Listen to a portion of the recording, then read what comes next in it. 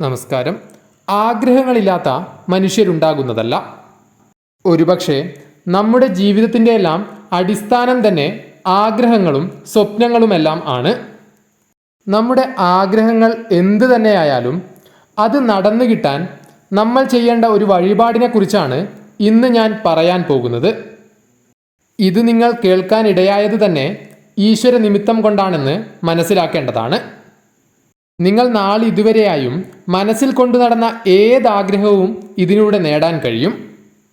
ഈശ്വരൻ പ്രത്യക്ഷത്തിൽ കാണിച്ചു തരുന്ന ഒരു വഴിയായിരിക്കും ചിലപ്പോൾ ഈ വീഡിയോ നിങ്ങൾ കേൾക്കാനിടയാകുന്നത്. അത്രയധികം ശക്തിയുള്ള, അത്രയധികം ഫലപ്രാപ്തിയുള്ള ഒരു പുഷ്പാഞ്ജലി വഴിപാടിനെ കുറിച്ചാണ് ഇന്ന് പറയാൻ പോകുന്നത്. ഈ വഴിപാട് നടത്തി പ്രാർത്ഥിച്ചവർക്കെല്ലാം അനുകൂലമായ ഫലങ്ങൾ തന്നെയാണ് ലഭിച്ചിട്ടുള്ളത്. അതിനുള്ള അനുഭവസ്ഥർ ഏറെയാണ്. അത്രയ്ക്കും ശക്തിയുള്ള ഒരു വഴിപാടിനെ കുറിച്ചാണ് ഇന്ന് നാം മനസ്സിലാക്കാൻ പോകുന്നത്. ഈ വഴിപാട് ചെയ്ത് പൂർത്തീകരിക്കേണ്ടത് 2 തിങ്കളാഴ്ചകളിലായിട്ടാണ്. അങ്ങനെ ചെയ്താൽ മാത്രമേ ഇതിൻ്റെ പൂർണ്ണ ഫലം നിങ്ങൾക്ക് ലഭിക്കുകയുള്ളൂ. ശിവക്ഷേത്രത്തിൽ വേണം ഈ വഴിപാട് നടത്തുവാൻ എന്നുള്ള കാര്യം ഏവരും ശ്രദ്ധിക്കേണ്ടതാകുന്നു. നമുക്കെല്ലാവർക്കും അറിയാം, സകല പ്രപഞ്ചത്തിൻ്റെയും നാഥനാണ് സാക്ഷാൽ പരമേശ്വരൻ. സകല ചരാചരങ്ങളുടെയും പിതാവായിട്ടാണ് പരമേശ്വരനെ കണക്കാക്കുന്നത്. ലോകത്തിൻ്റെ മുഴുവൻ വിധിയും മാറ്റിയെഴുതുവാൻ കഴിവുള്ള ദേവനാണ് സാക്ഷാൽ പരമശിവൻ. ഉദാഹരണമായി പറയുകയാണെങ്കിൽ, നിങ്ങൾക്കൊരു കാര്യം സാധിക്കില്ല എന്ന് ഈ ലോകം മുഴുവൻ വിധിയെഴുതി കഴിഞ്ഞാൽ കൂടിയും ആ വിധിയെ മാറ്റിയെഴുതുവാൻ ഒരേ ഒരാൾക്ക് സാധിക്കുമെങ്കിൽ അത് സാക്ഷാൽ പരമേശ്വരനാകുന്നു. അത്തരത്തിൽ ആ വിധിയെല്ലാം മാറ്റിയെഴുതി നമ്മുടെ ആഗ്രഹങ്ങളും സ്വപ്നങ്ങളുമെല്ലാം സഫലീകരിച്ചു തരുന്ന ഒരു വഴിപാടിനെ കുറിച്ചാണ് ഇന്ന് പറയുന്നത്. പരമശിവനാൽ അസാധ്യമായിട്ടുള്ളത് ഒന്നും തന്നെയില്ല. ശിവക്ഷേത്രത്തിൽ വേണം ഈ വഴിപാട് ചെയ്യുവാൻ. കേരളത്തിലെ ചെറുതും വലുതുമായ ഏത് ശിവക്ഷേത്രത്തിൽ വേണമെങ്കിലും ഈ വഴിപാട് നിങ്ങൾക്ക് കഴിക്കാവുന്നതാണ്. ഈ പറയുന്ന പുഷ്പാഞ്ജലിയില്ലാത്ത ഒരു ശിവക്ഷേത്രവും കാണുന്നതല്ല. ഈ വഴിപാട് ചെയ്യാൻ തുനിഞ്ഞിറങ്ങുന്നതിനു മുൻപായി വീടുകളിൽ വിളക്ക് തെളിയിച്ച് ശിവനെ ആത്മാർത്ഥമായി പ്രാർത്ഥിക്കുക. വിശ്വാസപൂർവം ഭക്തിപൂർവം പ്രാർത്ഥിച്ചുകൊണ്ടിറങ്ങുക. കൂടാതെ പ്രാർത്ഥിക്കുമ്പോൾ ശിവപഞ്ചാക്ഷരി മന്ത്രമായ ഓം നമഃശിവായ എന്ന മന്ത്രം 3 തവണ ചൊല്ലിക്കൊണ്ടു വേണം പ്രാർത്ഥിക്കുവാൻ. നിങ്ങളുടെ ആഗ്രഹം എന്താണോ അത് ഭഗവാനോട് പറയുക. ഇത്തരത്തിൽ നിങ്ങളുടെ ആഗ്രഹം എന്താണോ അത് നടക്കുവാനായി പരമേശ്വരനോട് പ്രാർത്ഥിക്കുക. ഇങ്ങനെ പ്രാർത്ഥിച്ചതിന് ശേഷം വഴിപാട് ചെയ്യുവാൻ തുടങ്ങുക. പിന്നെ നിങ്ങൾ പ്രത്യേകം ശ്രദ്ധിക്കേണ്ട ഒരു കാര്യമെന്നത്, നേരത്തെ പറഞ്ഞല്ലോ, 2 തിങ്കളാഴ്ചകളിൽ വേണം ഈ വഴിപാട് നടത്തുവാൻ. ഈ വഴിപാട് നടത്തുന്ന 2 തിങ്കളാഴ്ചകളിലും നിർബന്ധമായും നിങ്ങൾ വ്രതം നോൽക്കണം എന്നുള്ളതാണ്. അതായത് തിങ്കളാഴ്ചയാണ് നാം വഴിപാട് ചെയ്യുവാൻ ഇറങ്ങുന്നത് എങ്കിൽ അതിൻ്റെ തലേ ദിവസമായ ഞായറാഴ്ച ഉച്ചയോടുകൂടി നിങ്ങൾ വ്രതത്തിലേക്ക് പ്രവേശിച്ചിരിക്കണം. ഉച്ച കഴിഞ്ഞ് വൈകുന്നേരങ്ങളിൽ കുളിച്ച് ശുദ്ധിയായി സന്ധ്യാനേരത്ത് വിളക്ക് തെളിയിക്കുക. ആ സമയത്തും ഓം നമഃശിവായ എന്ന പഞ്ചാക്ഷരി മന്ത്രം ചൊല്ലിക്കൊണ്ട് ഭഗവാനോട് പ്രാർത്ഥിക്കേണ്ടതാണ്. ഇങ്ങനെ ചെയ്യുമ്പോൾ വ്രതത്തിലേക്ക് പ്രവേശിച്ചു കഴിഞ്ഞു. വ്രതത്തിലേക്ക് പ്രവേശിച്ചു കഴിഞ്ഞാൽ മത്സ്യമാംസാദികളെല്ലാം ഒഴിവാക്കുക. കൂടാതെ ലഘുഭക്ഷണങ്ങൾ മാത്രം കഴിക്കുവാൻ ശ്രമിക്കുക. സാധിക്കുമെങ്കിൽ അരിയാഹാരം ഒഴിവാക്കേണ്ടതാണ്. ഇപ്രകാരം ലഘുഭക്ഷണങ്ങൾ മാത്രം കഴിച്ചുകൊണ്ട് ഭഗവാനെ പ്രാർത്ഥിക്കുക.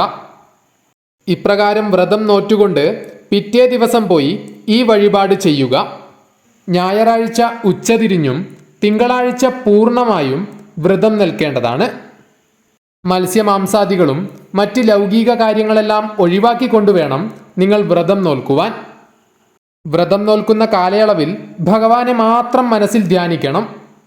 ഇത്തരത്തിൽ ദൈവീകമായ ചിന്തയോടുകൂടി മാത്രം വേണം നിങ്ങൾ കഴിയുവാൻ. അത്തരത്തിൽ മാത്രമേ നിങ്ങൾ ഈ വഴിപാട് ചെയ്യുന്നത് കൊണ്ട് ഫലമുണ്ടാവുകയുള്ളൂ. തിങ്കളാഴ്ച ദിവസം കുളിച്ച് ശുദ്ധിയായി ശിവക്ഷേത്രത്തിൽ ദർശനം നടത്തി ഭഗവാനെ കണ്ട് പ്രാർത്ഥിക്കുക. പ്രത്യേകം ശ്രദ്ധിക്കേണ്ട ഒരു കാര്യം, ക്ഷേത്രത്തിലേക്ക് പോകുമ്പോൾ കയ്യിൽ ഒരു വസ്തു കരുതാൻ മറക്കരുത്. നിങ്ങൾ കയ്യിൽ കരുതേണ്ടത് എന്തെന്നാൽ നല്ല ഒരു ഇളനീരാണ്, അതായത് കരിക്ക്. ഇങ്ങനെ കയ്യിൽ കരുതുന്ന കരിക്ക് നിങ്ങൾ ഭഗവാന്റെ നടയിൽ കൊണ്ടുപോയി സമർപ്പിക്കുക. ക്ഷേത്രത്തിൽ ആദ്യം ചോദിച്ചിട്ട് വേണം ഇത്തരം സമർപ്പണം നടത്തുവാൻ. ചില ക്ഷേത്രങ്ങളിൽ രസീത് എഴുതിക്കൊണ്ട് മാത്രമേ കരിക്ക് സമർപ്പണം നടത്തുവാൻ സാധിക്കുകയുള്ളൂ. അങ്ങനെയാണെങ്കിൽ അങ്ങനെ നടത്തുക. അതല്ല എങ്കിൽ രസീത് നിർബന്ധമില്ലെങ്കിൽ അല്ലാതെ തന്നെ കരിക്ക് സമർപ്പിക്കാവുന്നതാണ്. ഈ ഒരു കാര്യമാണ് ഒന്നാമതായി നിങ്ങൾ ശ്രദ്ധിച്ച് ചെയ്യേണ്ടത്. ഇങ്ങനെ ഇളനീര് സമർപ്പിക്കുന്ന അന്ന് തന്നെ നിങ്ങൾ മറ്റൊരു വഴിപാടിനു കൂടി രസീത് എഴുതിക്കേണ്ടതുണ്ട്. നീല ശംഖുപുഷ്പ പൂക്കൾ കൊണ്ടുള്ള അഷ്ടോത്തര പുഷ്പാഞ്ജലി. ഈ വഴിപാടാണ് നിങ്ങൾ ചെയ്യേണ്ടത്. ഇത്തരത്തിലൊരു വഴിപാട് നടത്തുവാൻ തീരുമാനിച്ചിട്ടുണ്ടെങ്കിൽ ഈ തിങ്കളാഴ്ചയ്ക്ക് 1-2 ദിവസം മുൻപായി അവിടുത്തെ തിരുമേനിയോട് നിങ്ങൾ പ്രത്യേകം പറയേണ്ടതുണ്ട്. ഇത്തരത്തിൽ നീല ശംഖുപുഷ്പങ്ങൾ കൊണ്ട് അഷ്ടോത്തരാർച്ചന അതല്ല എങ്കിൽ അഷ്ടോത്തര പുഷ്പാഞ്ജലി നടത്തുവാൻ ഉദ്ദേശിക്കുന്നുണ്ട് എന്നുള്ള കാര്യം. കാരണം എന്തെന്നാൽ നിങ്ങൾ ചെയ്യുവാൻ ഉദ്ദേശിക്കുന്ന ആ തിങ്കളാഴ്ച ദിവസം അവിടെ ശംഖുപുഷ്പം അതായത് നീല ശംഖുപുഷ്പം ലഭിച്ചില്ല എങ്കിൽ നിങ്ങൾക്ക് അഷ്ടോത്തരാർച്ചന നടത്തുവാൻ സാധിക്കുന്നതല്ല.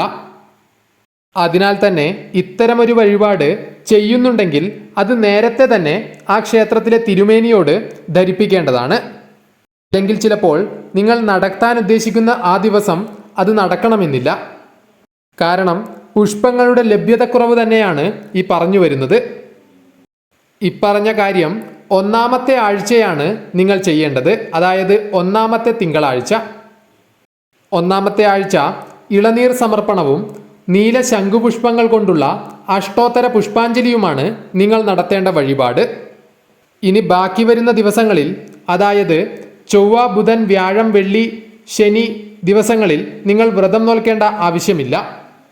വീണ്ടും അടുത്ത ഞായറാഴ്ച ഉച്ചതിരിഞ്ഞ് വൈകുന്നേരത്തോടുകൂടി നിങ്ങൾ കുളിച്ച് ശുദ്ധിയായി വിളക്ക് തെളിയിച്ചുകൊണ്ട് വ്രതത്തിലേക്ക് പ്രവേശിക്കേണ്ടതാണ്. പിന്നീട് പിറ്റേന്ന് വരുന്ന തിങ്കളാഴ്ച അതേ ശിവക്ഷേത്രത്തിൽ ദർശനം നടത്തിക്കൊണ്ട് ഭഗവാനെ പ്രാർത്ഥിച്ചുകൊണ്ട് കൂവളമാല സമർപ്പിക്കുക. തിരുമേനിയെക്കൊണ്ട് ഭഗവാന്റെ നടയ്ക്കൽ ആ കൂവളമാല സമർപ്പിക്കുക. കൂവളമാല സമർപ്പിച്ചതിനു ശേഷം അന്നത്തെ ദിവസം രുദ്രസൂക്തം നടത്തുക. അതായത് രുദ്രസൂക്താർച്ചന, രുദ്രസൂക്ത പുഷ്പാഞ്ജലി എന്നിങ്ങനെയൊക്കെ ഇതറിയപ്പെടുന്നുണ്ട്. ഇതാണ് നിങ്ങൾ 2-ാമത്തെ തിങ്കളാഴ്ച ചെയ്യേണ്ട വഴിപാട് എന്ന് പറയുന്നത്. നിങ്ങളുടെ എത്ര വലിയ ആഗ്രഹമാണെങ്കിലും അത് നടന്നിരിക്കും. ഓർക്കേണ്ട കാര്യം, വ്രതശുദ്ധിയോടുകൂടി ആദ്യത്തെ തിങ്കളാഴ്ച ഇളനീർ സമർപ്പണവും നീല ശംഖുപുഷ്പങ്ങൾ കൊണ്ടുള്ള അഷ്ടോത്തര പുഷ്പാഞ്ജലിയുമാണ് ചെയ്യേണ്ടത്. 2-ാമത്തെ തിങ്കളാഴ്ച നിങ്ങൾ ചെയ്യേണ്ടത് രുദ്രസൂക്താർച്ചനയാണ്.